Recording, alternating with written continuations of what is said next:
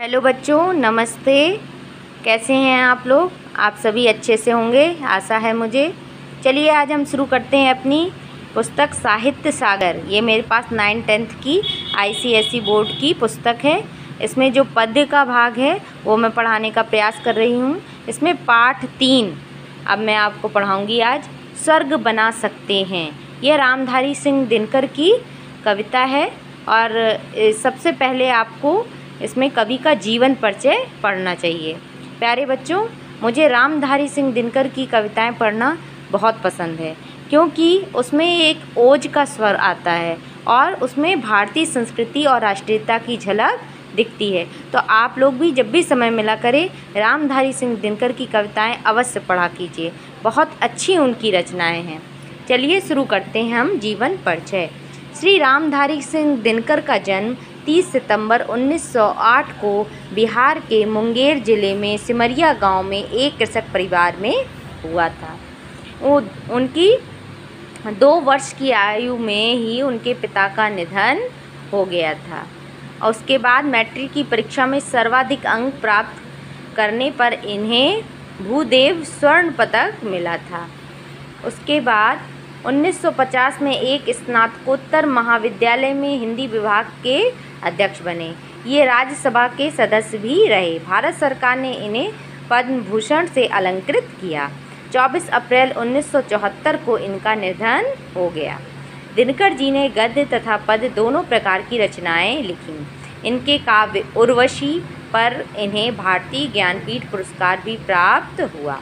कुरुक्षेत्र, रेणुका, हुंकार, रसवंती, रश्मिरथी, परशुराम की प्रतीक्षा इनकी प्रसिद्ध काव्य रचनाएं तथा भारतीय संस्कृति के 4 अध्याय इनकी प्रमुख गद्य रचना है। दिनकर जी की रचनाओं में राष्ट्रीयता की गूंज मिलती है। चलिए हम शुरू करते हैं। स्वर्ग बना सकते हैं। इसमें पंक्तियां हम पढ़ेंगे। धर्मराज यह भूमि किसी की, नहीं कीर्ति है दासी। यह जन्मना समान परस्पर, इसके सभी निवासी। सबको मुक्त प्रकाश चाहिए, सबको मुक्त समीरण। बाधा रहित विकास, मुक्त आशंकाओं से जीवन। इसमें कीर्ति क्या है? खरीदी हुई। और समीरण क्या है? वायु।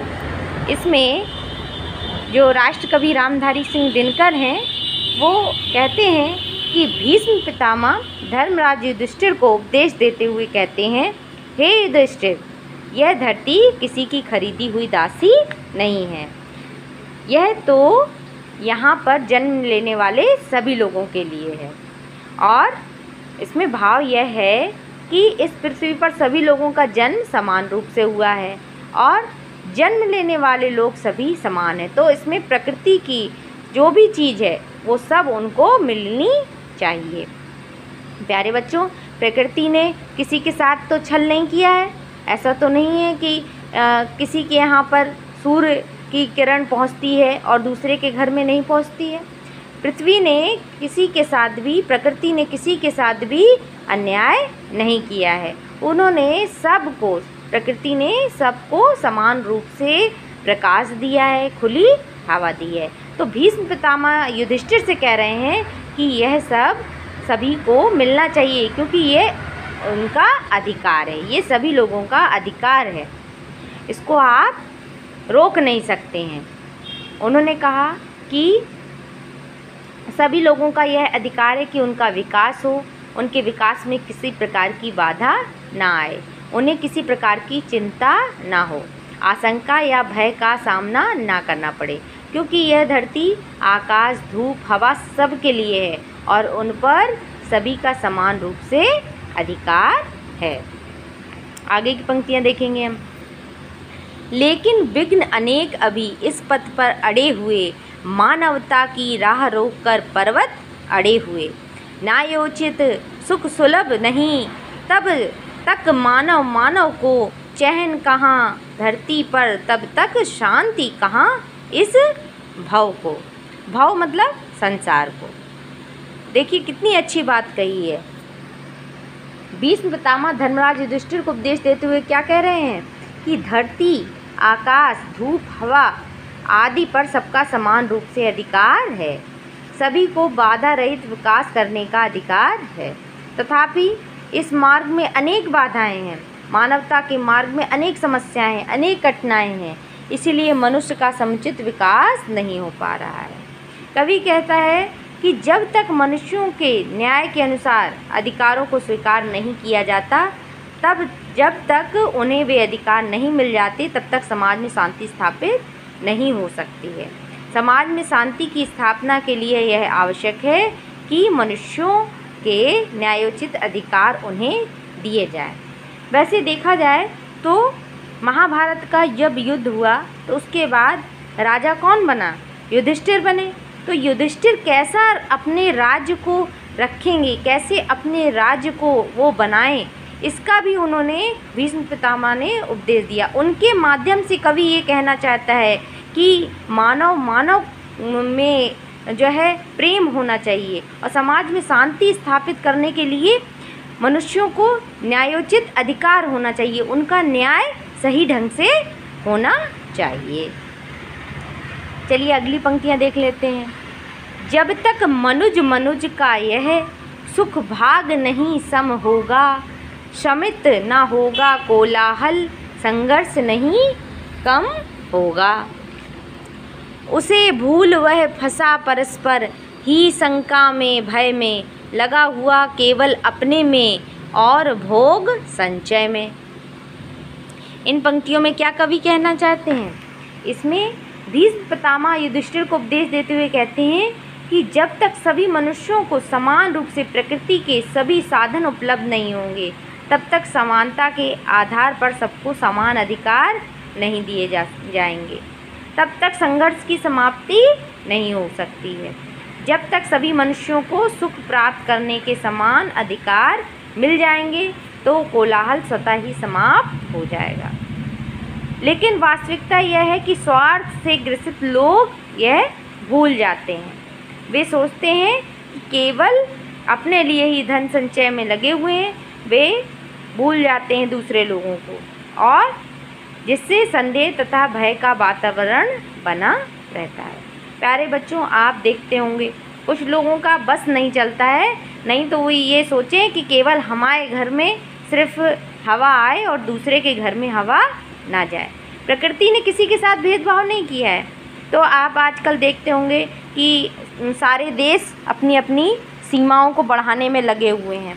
कोई पानी रोक देता है, कोई भूमि में कटाव कर देता है। तो ये क्या है?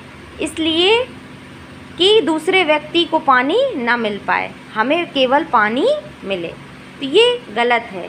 सभी को प्रकृति ने किसी के साथ भेदभाव नहीं किया, तो हमें भी अधिकार नहीं है कि हम किसी के साथ में भेदभाव करें। तो लोग स्वार्थ के वशीभूत होते चले जा रहे हैं। तो जब तक उनको सही अधिकार नहीं मिलेगा, तब तक उनका जीवन सुखमय नहीं हो पाएगा। अगला पढ़ते हैं हम। प्रभु के दिए हुए सुख इतने हैं विकीर्ण धरती पर, भोग सके जो उन्हें जगत में कहाँ अभी इतने नर। सब हो सकते तुष्ट एक साथ, सब सुख पा सकते हैं, चाहे तो पल में धरती को स्वर्ग बना सकते हैं, चाहे तो पल में धरती को स्वर्ग बना सकते हैं। इसमें कितनी अच्छी बात कही है। इस पृथ्वी पर प्रचुर मात्रा में सुख के इतने साधन हैं कि उससे सभी मनुष्यों की सभी प्रकार की आवश्यकताएं पूर्ण हो सकती हैं। लेकिन कुछ स्वार्थी लोग संचय करने में लगे हुए हैं। अगर वो ये चीज़ को छोड़ दें कि ये सभी के लिए है, तो सभी मनुष्य को बराबर साधन मिलता रहेगा और सबके उपभोग करने के लिए वे बच जाएंगे। भाव यह है कि धरती पर किसी भी चीज़ की कमी नहीं है। इस धरती पर भोग सामग्री का जितना विस्तार है, अभी उसका उपभोग करने वाले उतने मनुष्य नहीं हैं। यदि कुछ लोग केवल अपने लिए संचय करने के लिए दुष्प्रवृत्ति का त्याग कर दें, तो सबके भोगने के बाद भी खाद्य सामग्री तथा अन्न पदार्थ बचे रह जाएंगे। ऐसी स्थिति होने पर सब लोग संतुष्ट हो सकते हैं तथा समान रूप से सुख पा सकते हैं। यदि ऐसा हो गया तो पल भर में इस धरती को स्वर्ग के समान बनाया जा सकता है, अर्थात फिर इस धरती पर वे सब सुख होंगे जो स्वर्ग में उपलब्ध होते हैं। प्यारे बच्चों, आप देखते होंगे कि जब कहीं किसी देश पर विपत्ति या आपत्ति आती है तो दूसरा देश उसकी मदद करता है, अगर उनके पास वो संसाधन होते हैं तो। और जब उनके ऊपर विपत्ति आती है तो दूसरा देश मदद करता है। तो सभी एक दूसरे की मदद करते किसी न किसी तरीके से। तो प्रकृति ने तो सभी को समान रूप से दिया है, लेकिन स्वार्थ के वशीभूत होकर मानव क्या करने लगा है कि वो जो प्रकृति से मिली हुई हमारी जो चीज़ें हैं ना, उनको वो संचित करने लगा है, उनको वो जोड़ जोड़ कर रखने लगा है कि सिर्फ हमारे काम में आए और दूसरे लोगों के काम में ना आए। तो यहाँ पर कहने का भाव ये है कि प्रकृति ने जब सबको सब कुछ दिया हुआ है, सभी लोग मिल बांट कर आपस में समान रूप से उसको दें। प्यारे बच्चों, आज का मेरा पढ़ाना आपको कैसा लगा ज़रूर बताएं। मैं तो यही कहूँगी, आप लाइक ना करें, सब्सक्राइब ना करें, लेकिन कमेंट्स ज़रूर करें। इससे मुझे भी लगेगा कि हाँ, मैं कुछ अच्छा काम कर रही हूँ या मैं आपको पढ़ा रही हूँ, तो मुझे भी हौसला मिलेगा। नहीं तो मुझे एक तरफ़ा पढ़ाना अच्छा नहीं लग रहा है। बहुत बहुत धन्यवाद। नमस्ते बच्चों।